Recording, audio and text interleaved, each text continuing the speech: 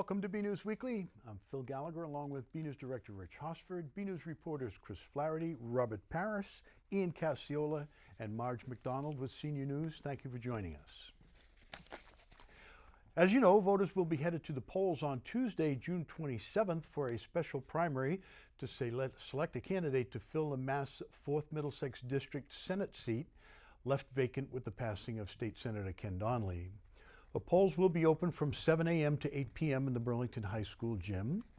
For those who will be unable to cast their ballot at the polls on Election Day, absentee voting is being conducted at the town clerk's office until noon on this Monday, June 26th.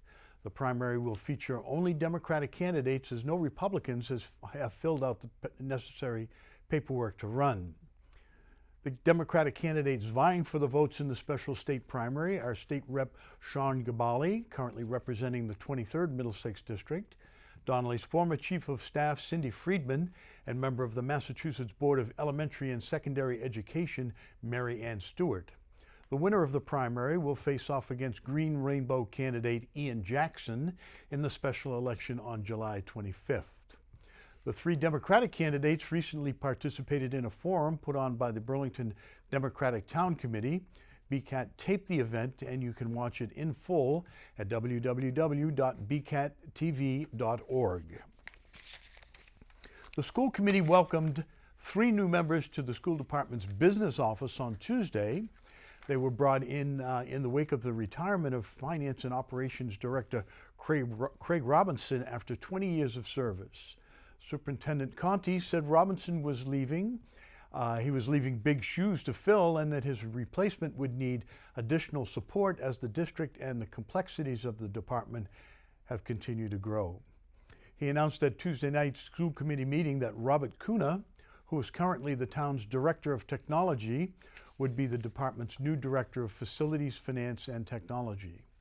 Conti also said that longtime Maintenance Department employee Stephen Zarba would be stepping up his role as the new maintenance supervisor for the school district. He said Zarba has worked in all of the school buildings and is a skilled tradesman who has run a general contracting company in his history. Finally, Conti announced that Nicole Kosea, currently the town's budget analyst, will be the office's new finance manager. Kosha, has experience working in schools from time spent in the business office in the Stoneham School Department. The school committee welcomed the new members. They also took a moment to thank Robinson for his over 20 years of service to the school department. We have a clip of some of what was said at the time. Someone who just gets things done. If there's a project, if there's a request, if there's a task, you need information, he's the man that we all go to, and he gets the answers for us. He's just a consummate professional. He never complains about his workload. He never complains about the things that are placed on his shoulders. And he's been a pleasure to work with over the years. You've always done a great job at everything, all the building projects, in addition to the usual stuff of the budget and the facilities, and every summer all the projects and always getting them done, and the warrant articles and making sure the work got done. And I just cannot imagine not having you here. So I am really going to miss you, pal. The way you have worked for Burlington and taken pride in everything you've done for Burlington. So I can't thank you enough. And as Chris said, I'm glad you'll be here in July to give us a little ease into the prospect of not having you there. But thank you. No, I'm not gonna say miss him, because I know he's still gonna be around, and we'll find him if we need him. But it's certainly gonna be different not having him there to as Steve said, when you need something done, that's who you call. So, Craig, thank you very much, really, for all you've done for the town. It's been greatly appreciated, not just by this board, but I know by the citizens of the town. I'd like to thank this board for the opportunity that you've given me over 20 years. I'd like to thank Jack Lyons, John Vanella, Mike DeSimone, and Sharon Satoris, who were previous school committee members who also supported me. I'd like to thank the people of Burlington, not only for supporting me, but for supporting the school department over 20 years. I hope we've left it in a better place than we did 20 years ago when I arrived. I'd like to thank the superintendents that I've worked for. I've trained most of them to know what parts of roof structures are. And so the one Scuppers. that you have now knows what a raglet is and flashing and those things. So I think we'll be in good shape moving forward. And again, I'd like to thank all the teachers in Burlington, because without them, we wouldn't be doing what we're doing. Burlington's talented students are at it again. This time it is the Burlington High School student photographers who are doing a great job representing the town. They have their work on display at the Griffin Museum in Winchester. BNEWS Director Rich Hosford went down to the opening night of the gallery and has this look. Anyone who visits the Griffin Museum in Winchester through this Sunday will be in for a treat. The museum has an exhibit featuring work from talented photography students from Burlington and Winchester high schools. The exhibit is part of the annual photosynthesis show that matches students and their teachers with well-known professional photographers and tasks the students with a big photographic undertaking. To kick off the exhibit, the museum held an open reception. So this is photosynthesis, and it's a collaboration between Winchester High School and Burlington High School. And we have about 12 students apiece, I think, in here. So there's probably about 24 total. And it's essentially a collaboration of students sort of learning how to do an entire portfolio that's about their sense of space and sense of self, and creating a portfolio that reflects their personal and unique point of view. The task at hand is no small matter, especially for young student photographers. So creating a portfolio of work is very different than creating one single image or even a small series of images. So these are actually pieces of a larger portfolio, generally about 12 to 20 images. And so that sort of allows them to really create something, focus on something for about 3 or 4 months at a time, and bring something sort of into a larger idea, and expand on that idea. I asked if there was a marked difference between the quality of the students' work from the beginning of the program to now. Oh gosh, yeah, from the beginning, I mean, even looking straight in front of me, I can remember this student doing something very different at the beginning. So sometimes it's just a little bit of tweaking. So some have a great idea right to begin with, and they're just kind of tweaking that. And then some students start in one spot and end somewhere entirely different. So I've seen an incredible amount of growth. In my opinion, this collaboration is probably one of the better ones that we've done over the years. The artwork on the wall just goes to show that the teachers in these photo programs know how to get the work out of the students. I had a chance to speak to some of the Burlington student photographers and ask them about the program and their portfolios. So throughout this project, I wanted to focus on a lot of movement because our lives are always changing, and I really wanted to focus on that. And in my childhood, I went through my parents' divorce, and that was a really big part of my life. It kind of changed my perspective on things, and I really wanted to focus on the things that I used to deal with it and kind of help me move on. And what made you choose this kind of, with the colorful paints and the sort of the splashing? So I tried to think of an object that would show my emotion a little bit more clearly, so I really wanted to focus on colors and kind of how that relates to my emotion in the pictures. I thought it really developed me as a photographer because I had never really photographed things as a portfolio, like all together, and something that was so personal to me. And I realized how much it can make me realize things about my own life and myself rather than just objects. And what made you choose the images that you did? Well, since it was a project about us, I chose something that was the most personal to me, which is my home, because I live in it every day. So this is just what was the most obvious choice to me to express my story as a person. The opening night was a big event for the students, and teachers and photographers alike were excited for the opportunity. I think for them to be able to see their work on the wall like this, presented professionally, it looks amazing. It looks amazing to me when I walked in, and I've been looking at this work for a long time, so I can't imagine for each one of them how incredible it looks to actually come and see their work presented in such a professional manner. I feel really proud. I was really excited coming up to this point. I've been looking forward to it for a really long time. It feels so surreal, like just seeing everyone, strangers, come and see my art and like reading my words. It's just like crazy. The exhibit will run through Sunday, June 25th. At the Griffin Museum in Winchester, I'm BNEWS Director Rich Hosford.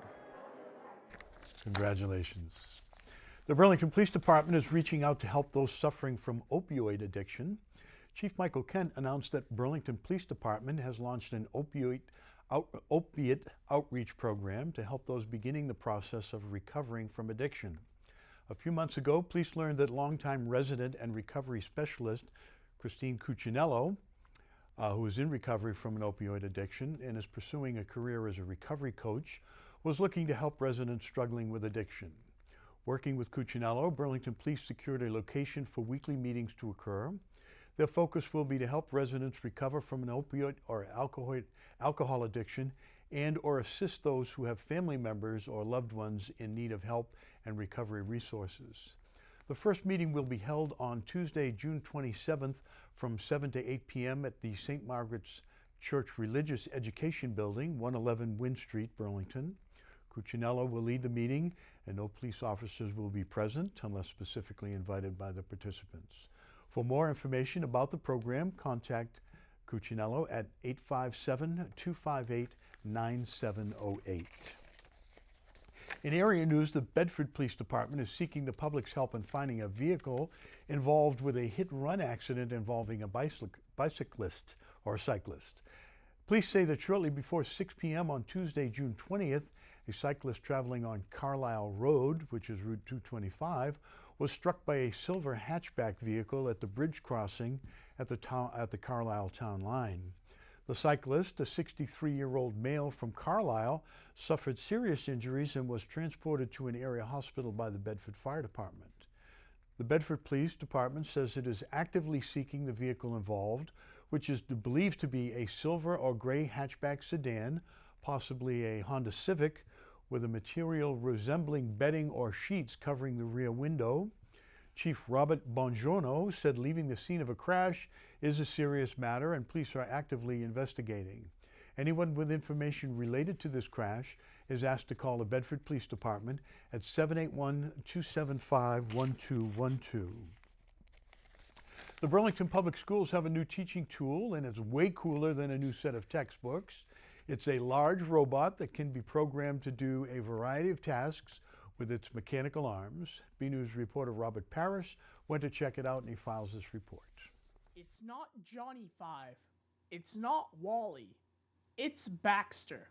Meet Baxter, a brand new robot that will be used in the Burlington school system from a generous donation from G2 Tech Group. So we were actually approached by a resident in town, Mr. Grant, who works for G2 technology companies in Boston, and as part of his business, the robot was given to them through some of their business dealings. They were looking to give Baxter as a donation to a school that could make use of it, that has some programming and robotics programs, computer science courses, whatever it might be. And so obviously he lives in town, he has a son in the system, so he thought of Burlington first. So he reached out to us, and myself with a few other teachers went into Boston. We had a little tutorial of Baxter. He kind of showed us who Baxter was, what he's been doing, how the company used them, and from there we agreed to accept the donation. He officially did that at the school committee meeting last week, and here he is, Baxter, yeah. The CEO and chief visionary of G2 Tech Group is very excited to have Baxter be a part of the Burlington Public Schools. We got ourselves a Baxter, and we really enjoyed playing with him and learning with him, and having a big boy robot of our own.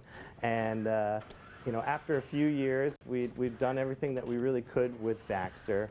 and I wanted to, I wanted to see someone be excited about it again, like we were when we first got it, and when I was a kid, being excited about robots and my introduction to robotics. So we decided we wanted to donate it to the Burlington Public Schools, where there'll be a fresh round of excited kids every year to come play with Baxter. So, what does Baxter do? So Baxter is an expert at picking things up and putting things down, as I like to say. But he's more advanced than that. He can follow moving objects. He can distinguish between shapes. He can stack things. He can place them. There's a lot of interesting mathematics in his programming too, even though it's not software code. But there's the different arcs of movement and the different approach angles. So it's a very 3D world of Baxter programming for kids to explore and learn. Baxter the Robot isn't that hard to operate. All you need to do is touch and click.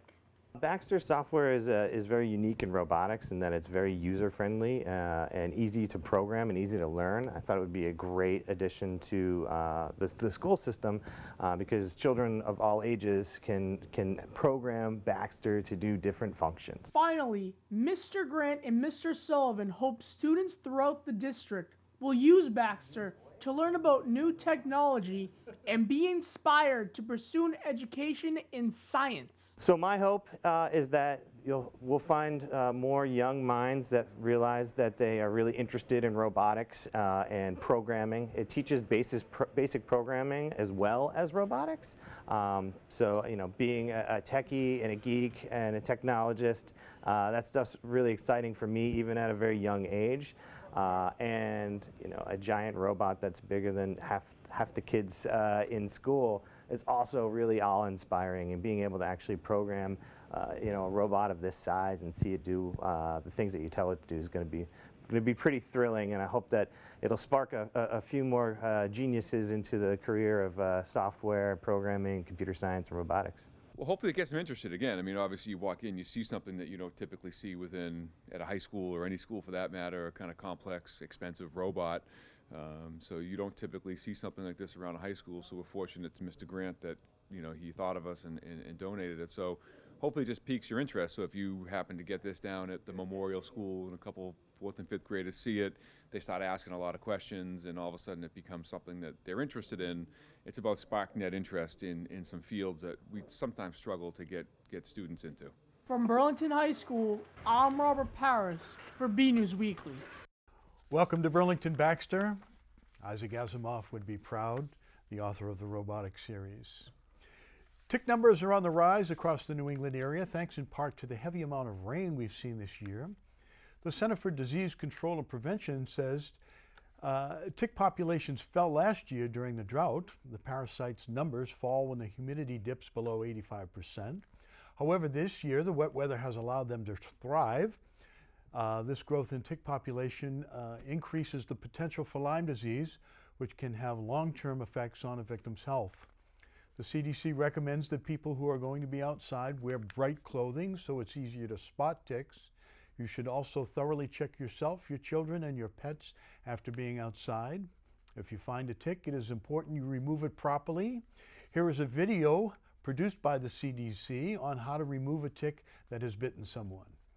Ticks are out en masse, so check yourself, your kids, and your pets anytime you've been outdoors. Check everywhere, in your hair, under your arms, and between your toes. If you find a tick, remove it as soon as you can. Use fine-tipped tweezers to grasp the tick close to the skin. Use firm, even pressure, pulling straight up without twisting or turning. Then clean the bite area on your hands with soap and water. Some tick bites can make you sick, so if you start to feel ill or notice a rash near the bite, call your doctor.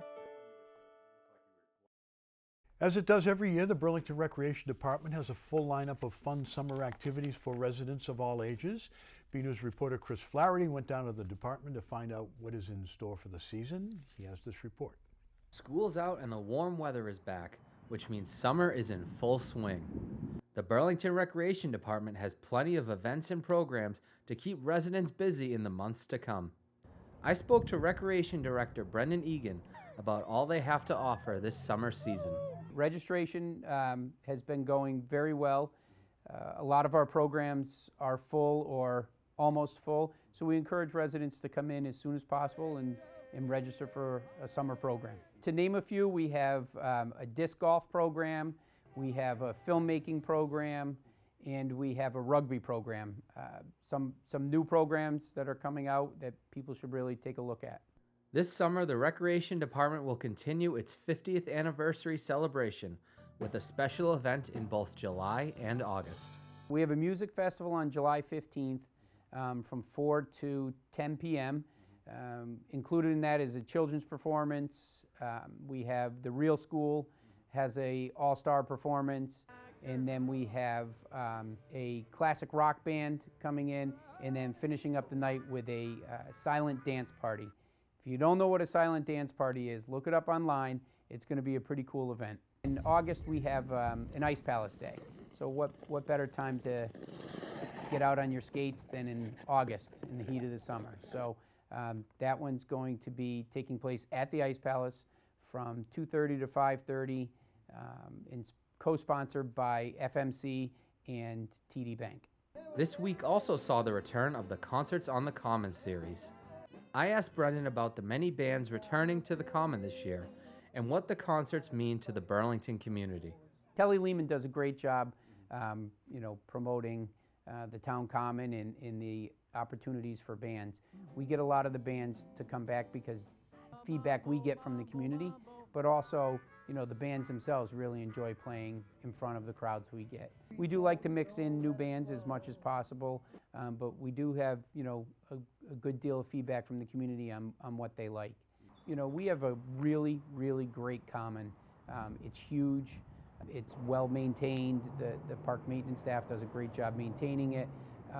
And it's a great community gathering spot. And finally, preparations for the summer's biggest event, Celebrate Burlington, are already well underway. It's not one of those, put together events that takes place in a month or gets put together in a month. In January, Kelly Lehman, our program coordinator, starts sending out letters and requests for companies to participate. And then she's constantly fielding calls from nonprofit organizations and businesses. There's a lot that goes into it. She tries to add something new every year, some kind of new event. But so far, so good. We're about a month and a half out, and this is really the go time. Be sure to check out all the great programming the Recreation Department offers this summer. Until next time, this is Chris Flaherty for BNEWS Weekly. BNews weatherman Peter Brown is out this week, but Ian Casiola is doing double duty. He has both the weather report and the community calendar. Let's check it out. BNews Weather Report. Peter Brown is out this week, and I'm Ian Casiola filling in. Looking at the almanac, we can see that we'll be starting this week with above average temperatures. Historically, the average for June 23rd is 78 degrees, but we'll be topping that by a full 10 degrees with a high of 88 for Friday. Also important to note that along with the high temperatures, we also have plenty of daylight these days. We just passed the summer solstice, and the days are longer now than they will be for the rest of the year. Sunset for Friday will be at 8:26 p.m. Now let's look at the week ahead with our 7-day forecast.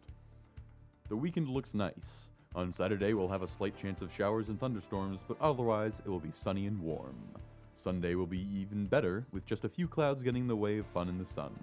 Both days we can expect temperatures in the low 80s. It will get a little cooler and for many people a little more comfortable, starting on Monday. And as we get into the middle of the week, we'll see the temperatures drop to the mid-70s and we'll have a chance of some clouds and rain. And wrapping up the forecast, the temperature is expected to rise and the sun to shine brightly on Thursday. So overall, a good summer forecast. Be sure to get out and enjoy it. I'm Ian Casiola, filling in for Peter Brown, who will be back next week.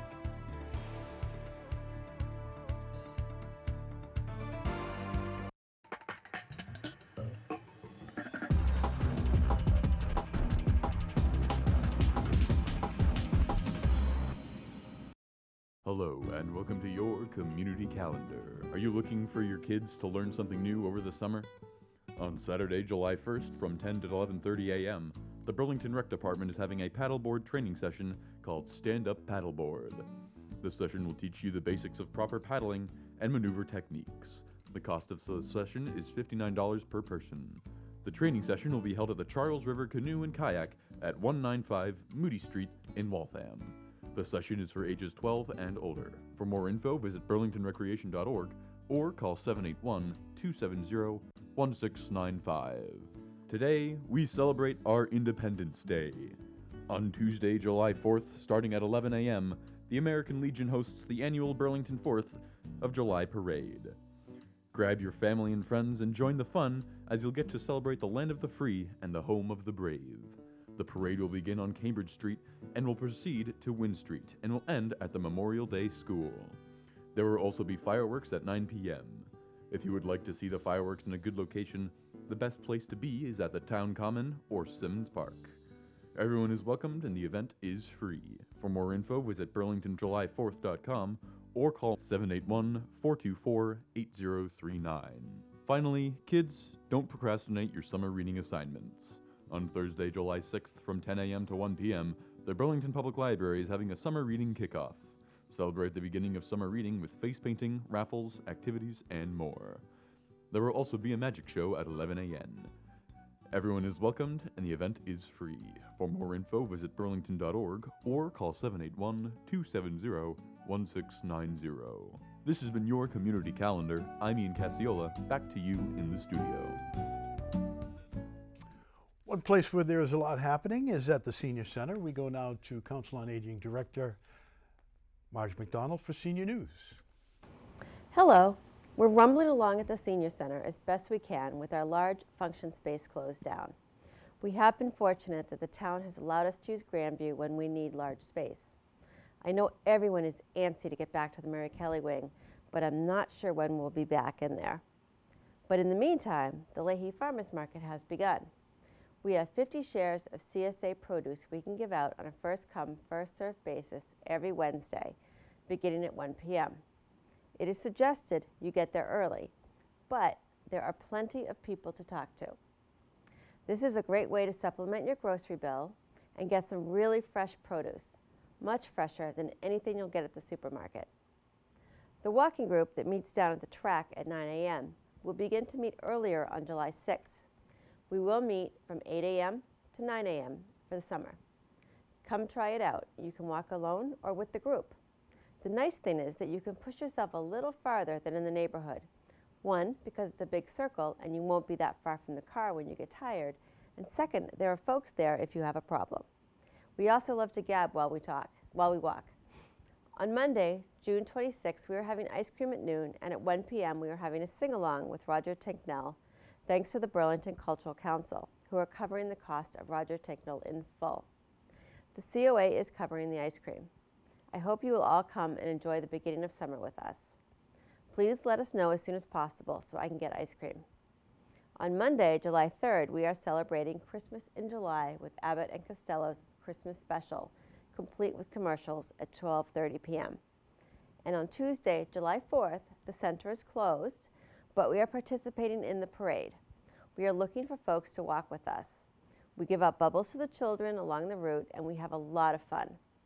We leave the Senior Center at 10 a.m. Make sure you sign up so we know you're coming. That's all for now. I'm Marge McDonald, and I hope to see you at the Senior Center or along the parade route on July 4th. Another week, another photo to highlight. This week's photo is of a patriotic gesture for some of Burlington's young citizens.